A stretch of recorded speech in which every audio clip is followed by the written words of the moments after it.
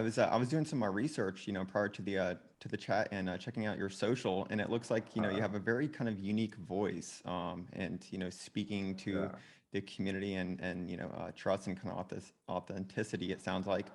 So how did you think about kind of building that and making Metafy something that some of these instructors really want to share about and are passionate about?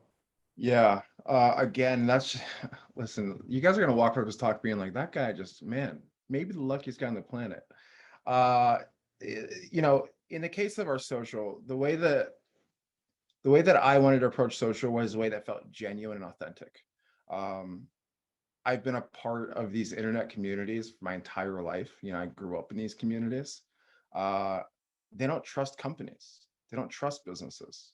And when you look at a company's Twitter account and it's just corporate shit being posted over and over again, then you look at their engagement, it's terrible. It's embarrassing.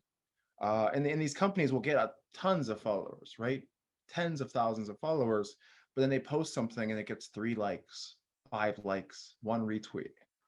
So if your audience isn't engaging with what you're doing, who gives a shit what you're doing, right? Like you're not doing anything people care about. So when we wanted to approach social, it was from a perspective of when we're putting things into the world, let's always put things into the world that are interesting.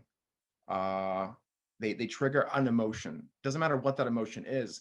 Maybe it triggers this sense of intrigue, or maybe it's a laugh, or maybe it's anger. Whatever it is, it should trigger some kind of emotion, and it shouldn't just be the shit you scroll past.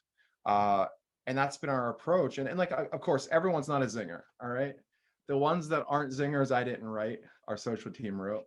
Um, but the reality is that like our approach to social is working, but it was a gamble, right? Like I found a guy on Twitter initially, and he was really funny, and I DM'd him and I said, "Hey, do you want to write jokes for a living?"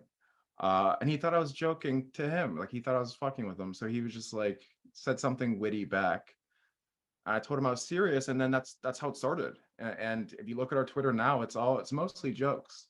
Um, we have 2 people on the team, Jeff and John, and they're incredible. They're hilarious. They're so funny.